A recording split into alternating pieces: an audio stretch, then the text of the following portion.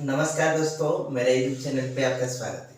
इस video lecture में मैं आपके पास और एक क्वेश्चन लाया हूँ जो कि 2024 यानी कि रिसेंट ईयर में एक क्वेश्चन पूछा गया था जे एडवांस में।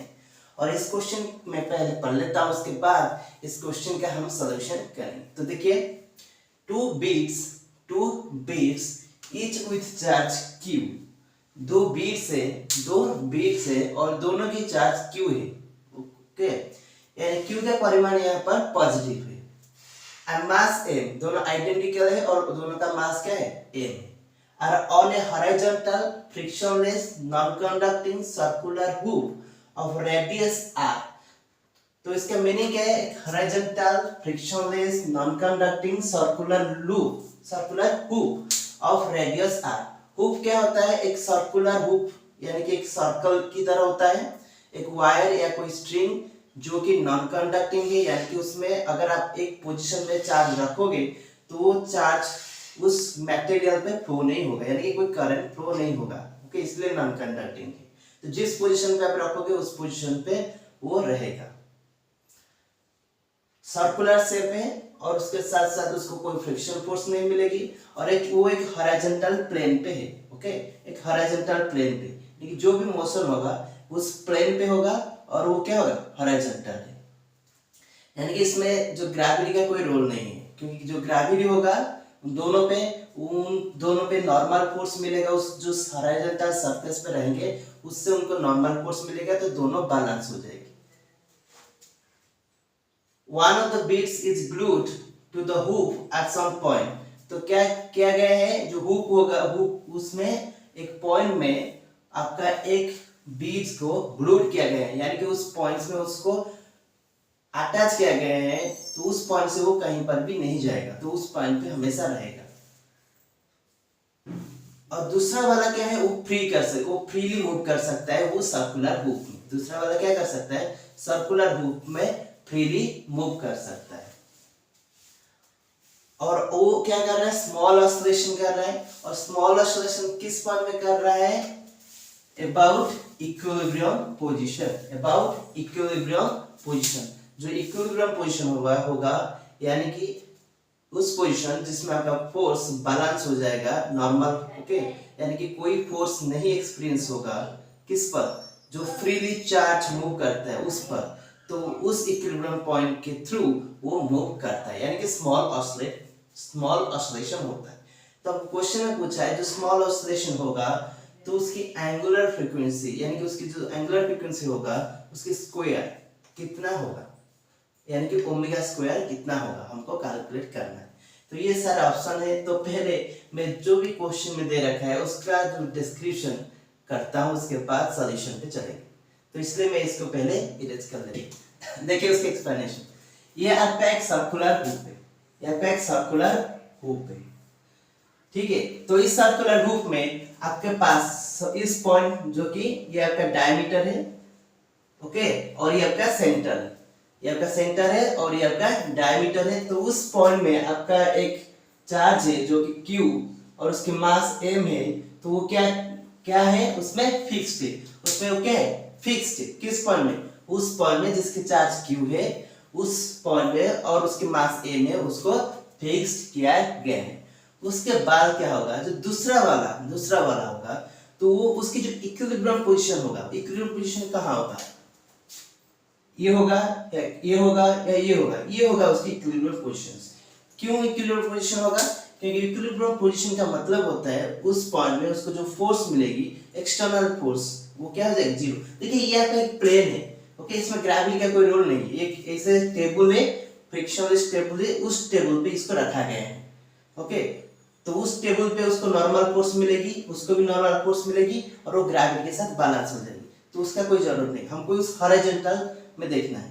तो देखिए इस जो चार्ज, यानी कि इसमें भी चार्ज Q होगा और उसकी मास क्या होगा, M होगा। तो अगर इस पॉइंट में वो रहता है बीड, तो उससे जो फोर्स मिलेगा इस डायरेक्शन में मिलेगा, जो कि कूलम्ब फोर्स होता है। दोनों स्टैटिक है और उनको कूलम्ब फोर्स मिलता है। तो जो कूलम्ब फोर्स होता है, तो जो कांस्टेंट होगा 1/4πε0, तो उसको मैं बीटा लिखता हूँ, बाद में उसकी वैल्यू पुट करेंगे। तो ये क्या हो जाएगा, beta product of charges Q² divided by उनके जो डिस्टेंस होगा, तो क्या होगा, अगर इसका रेडियस r है तो ये क्या हो जाएगा 2r²। तो ये होता है और डायरेक्शन ये होता है। तो ये जो फोर्सेस है इस पोजीशन पे, अगर आप कहीं भी दूसरे पोजीशन पे देखोगे तो इसका जो फोर्स रहेगा, अगर मैं इस पोजीशन पे देखूंगा तो इसका जो फोर्स रहेगा वो क्या हो जाएगा, इस डायरेक्शन में होगा। तो इसका एक कंपोनेंट रहेगा इस डायरेक्शन में, इस डायरेक्शन में कंपोनेंट रहेगा, तो वो क्या होगा, बैलेंस नहीं हो पाएगी, उस रिजल्टेंट फोर्स उस पर एक्सपीरियंस करेगी। नॉर्मल फोर्स उसको तो मिलेगा, ओके, परंतु वो बैलेंस नहीं हो पाएगी। तो इस पॉइंट में उसको जो नॉर्मल फोर्स मिलेगा, ऊपर मिलेगा n, और ये दोनों फोर्स क्या हो जाएगी, बैलेंस हो जाएगी। तो ये दोनों फोर्स बैलेंस हो जाएगी। तो ये जो वर्टिकली डाउनवर्ड पोजीशन होता है ये क्या होता है, इक्विलिब्रियम पोजीशन होता है। तो अभी हम पता कर ले कि इक्विलिब्रियम पोजीशन कहाँ होगा, उसके बाद हम चलेंगे उसकी एक्चुअल जो क्वेश्चन में पूछा है उसको डिस्क्राइब करने के लिए। सपोज अब चार्ज Q जो है तो वो क्या कर रहा है, कोई फ्रिक्शन नहीं है, तो आपने क्या किया, उसको डिस्प्लेस कर लिया। क्या कर लिया, डिस्प्लेस कर लिया, डिस्प्लेस कर लिया, और ये जो पोजीशन का डिस्प्लेस कर लिया, और ये जो पोजीशन का डिस्प्लेस कर लिया, तो ये पोजीशन बहुत छोटा है, ओके, बहुत छोटा है, यानी कि जो ये जो आर्क लेंथ होगा वो बहुत छोटा है। तो आप उसको एक स्ट्रेट लाइन की तरह ले सकते हो क्योंकि बहुत छोटा है। एक्चुअली ये बहुत छोटा है तो मैं उसको एक स्ट्रेट लाइन की तरह कंसीडर कर लूं। ओके, अभी क्या होगा, अगर इस पोजीशन पे है तो उसको जो फोर्स मिलेगा उस चार्ज की वजह से, तो वो क्या हो जाएगी, अगर उसको जो फोर्स मिलेगा उस चार्ज की वजह से, तो ये हो जाएगी इस डायरेक्शन में फोर्स मिलेगा, और किस इस डायरेक्शन में फोर्स मिलेगा उसको, ये होगा डायरेक्शन। देखिए इस डायरेक्शन में फोर्स मिलेगा किसको, इस चार्ज को, क्योंकि चार्ज आपका इस पोजीशन पे है। तो सपोज आपका जो डिस्प्लेसमेंट होगा वो क्या है, डेल्टा है, ओके, डेल्टा है, डेल्टा उसकी डिस्प्लेसमेंट इस पोजीशन से। तो अभी क्या देखिए, ये जो कोऑर्डिनेट होगा वो सपोज x है, ये क्या है, x है, और ये आपका सेंटर है, ये आपका सेंटर है। तो सेंटर से इसकी जो पोजीशन होगा, सेंटर से इसकी जो पोजीशन होगा, तो वो क्या होगा, रेडियस होगा। तो ये क्या है आपका, रेडियस है। तो अभी मैं इस ट्रायंगल को देखता हूं, इस ट्रायंगल, यानी कि अगर मैं नाम दूं ये O, ये A O B, ओके, तो मैं अगर ट्रायंगल को देखूंगा OAB को, तो क्या मुझे मिलेगा, देखिए ये O, ये आपका A, और ये आपका रेडियस R है, और ये आपका B। तो अगर मैं इस ट्रायंगल को देखूंगा तो इस ट्रायंगल में मुझे क्या मिलेगा, देखिए इस ट्रायंगल में सपोज ये आपका जो एंगल है वो थीटा है, क्या है, थीटा है, और देखिए आप यह इसकी रेडियस r है और इसकी रेडियस r है, यानी कि ये जो ट्रायंगल है ये एक आइसोस्केल ट्रायंगल है। तो ये दोनों एक अगर सेम है तो ये जो एंगल होगा थीटा, तो किसके साथ बराबर होगा, इसके साथ बराबर होगा। तो इस जो पोजीशन होगा A to B हमको उसको पता करना है। क्यों पता करना है, क्योंकि इस पॉइंट में जो कूलम फोर्स होगी उसकी जो मैग्नीट्यूड होगा, उसकी जो मैग्नीट्यूड होगा, तो F क्या हो जाएगी, beta Q square by x square, okay, ये हो जाएगी उसकी मैग्नीट्यूड। तो ये जो फोर्स होगा, इसलिए हमको x को पता करना है। तो पहले हम x को पता करते हैं।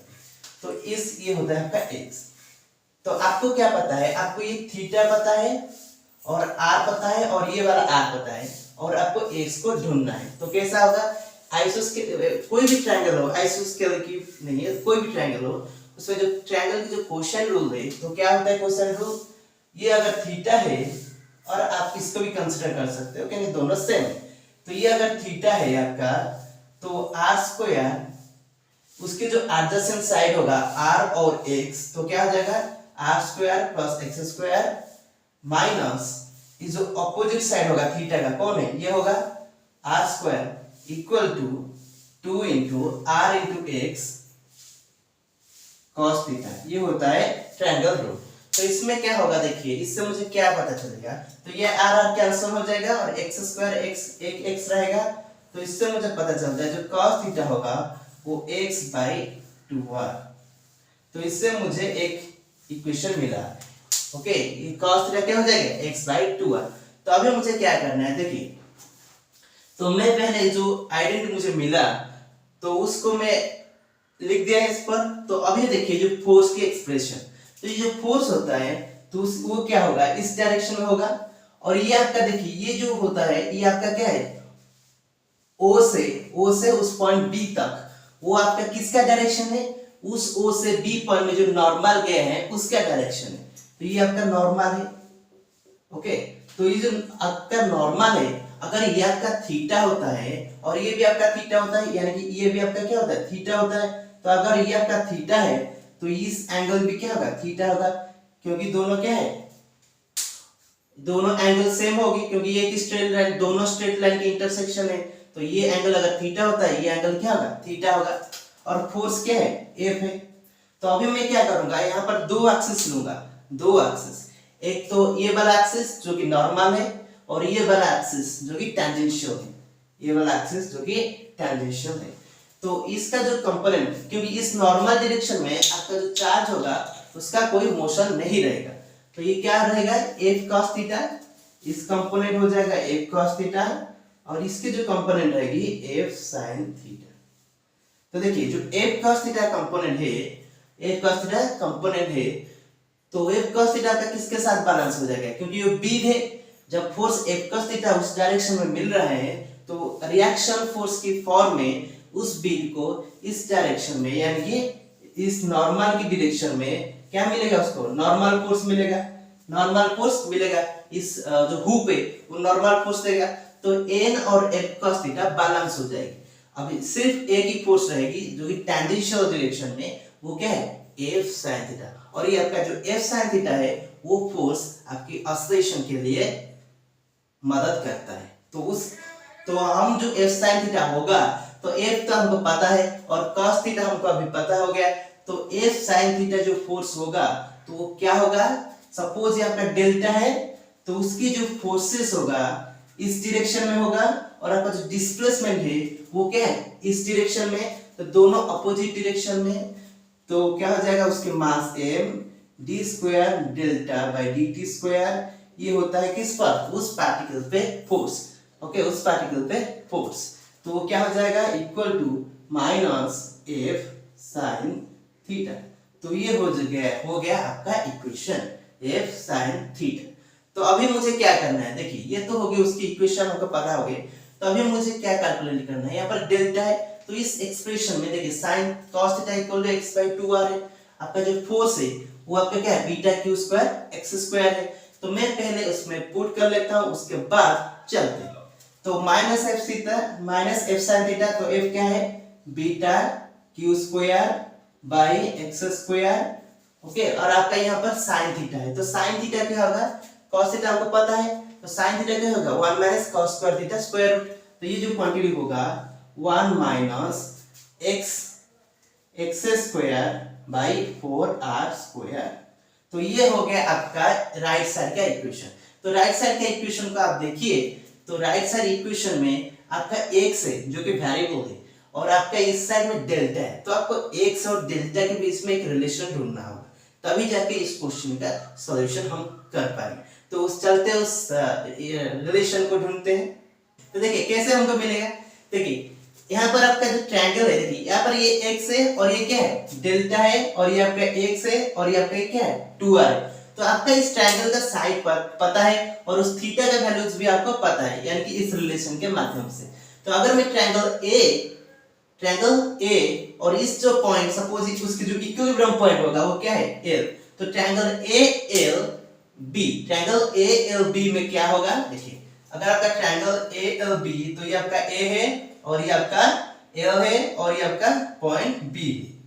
तो इस ट्रायंगल पे अगर मैं देखूंगा, इस ट्रायंगल में ये आपका क्या है, डेल्टा है, और ये क्या है, 2r जो कि डायमीटर है, और ये आपका क्या है, x है, और उसके साथ साथ ये एंगल क्या है, थीटा है। तो अगर मैं इस ट्रायंगल को देखूंगा तो दोबारा मैं क्या करूंगा, कोसाइन रूल इस्तेमाल करूंगा। तो मुझे क्या मिलेगा, ये हो जाएगा एडजेसेंट साइड इस एंगल का, तो क्या हो जाएगा 2r square plus x square minus opposite side delta square equal to 2 into 2r x cos theta. तो ये हो जाएगा इक्वेशन। Okay, question rule. तो अभी क्या हो जाएगा, देखिए अभी इससे मुझे क्या मिल रहा है, डेल्टा है और एक्स है, मुझे डेल्टा और एक्स में रिलेशन ढूंढना है, और cos थीटा है तो cos थीटा की वैल्यूज में पुट कर लेता हूं। अगर मैं cos थीटा की वैल्यूज पुट करूंगा तो मुझे 4rx cos थीटा वैल्यू क्या हो जाएगा x/2r, x/2r। तो ये क्या हो जाएगा आपका 2r कैंसिल हो जाएगा x²। तो मुझे राइट साइड क्या मिला 2x²।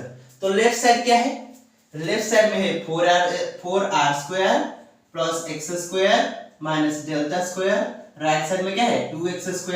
अगर इसको मैं थोड़ा सॉल्व करूं तो मुझे क्या मिलेगा 4r², ये क्या हो जाएगा कैंसिल हो जाएगा, तो minus x² equal to delta square. तो मुझे मिला 4r² माइनस x² क्या होगा डेल्टा स्क्वायर होगा। तो अभी मैं क्या करता हूं इसमें पुट करूंगा तो मुझे क्या मिलेगा minus beta Q square by x²। Okay 4r² minus x² क्या हो जाएगा, क्या हो जाएगा इसमें अगर पुट करूंगा क्योंकि 4r² माइनस x² हो जाएगा delta square divided by 4r² square, ये हो जाएगा। तो अभी मैं क्या करता हूं इस एक्सप्रेशन को थोड़ा अच्छे से लिखता हूं, इसको मैं इरेज कर देता हूं। ये आपका x² जो है x² है तो मैं इससे इसको पुट कर दूंगा क्योंकि मुझे डेल्टा के फॉर्म में लिखना है। तो क्या हो जाएगा माइनस बीटा क्यू स्क्वायर, ये आपका डेल्टा है ऊपर, और ये आपका 4r² स्क्वायर रूट 2r है 2r, और इसके बाद जो x² होगा तो क्या हो जाएगा 4r² माइनस डेल्टा स्क्वायर। तो ये आपका x² है। तो अभी मुझे क्या करना है, ये आपका दोनों इक्वेशन देखिए डेल्टा की फॉर्म में आ गए, फाइनली क्या हो गया, और m को मैं इस साइड पे ले लेता हूं तो मुझे क्या मिलेगा m। ओके तो मेरा जो d² डेल्टा बाई dt², ये जो क्वांटिटी होगा यानी कि उस पे जो उस मोमेंट में यानी कि डेल्टा डिस्प्लेसमेंट में उसके जो फोर्स उस पर यानी जो एक्सेलरेशन होगा टेंजेंशियल एक्सेलरेशन, ये टेंजेंशियल एक्सेलरेशन इस इतना होगा। तो देखिए मुझे डेल्टा को जो डेल्टा है वो बहुत जो डेल्टा होगा ये जो डिस्प्लेसमेंट होगा बहुत छोटा होगा क्योंकि स्मॉल जो ऑसिलेशन है बहुत छोटा सा ऑसिलेशन है, तो इसलिए में जो डेल्टा होगा वो क्या होगा very very less than r होगा। तो इसमें अगर डेल्टा आपसे r से छोटा है तो डेल्टा स्क्वायर बहुत छोटा हो जाएगा r स्क्वायर की कंपैरिजन में, तो इसको मैं नेगलेक्ट कर लूंगा। तो मुझे क्या मिलेगा स्मॉल ऑसिलेशन के लिए minus beta Q square delta by ये क्या हो जाएगा 8r³ तो देखिए इससे मुझे क्या मिल गई इस इक्वेशन मिल गई। तो ये जो कोफिशिएंट होता है अगर आप सॉल्यूशन करोगे स्मॉल ऑसिलेशन का तो ये जो कोफिशिएंट होता है तो ये कोफिशिएंट क्या होता है उस एंगुलर फ्रीक्वेंसी के स्क्वायर होता है, क्योंकि स्मॉल ऑसिलेशन के लिए स्मॉल ऑसिलेशन के लिए ये जो टर्म होता है डेल्टा के कोफिशिएंट, जो डेल्टा के कोफिशिएंट होता है इसमें तो नेगेटिव सिंबल रहेगी।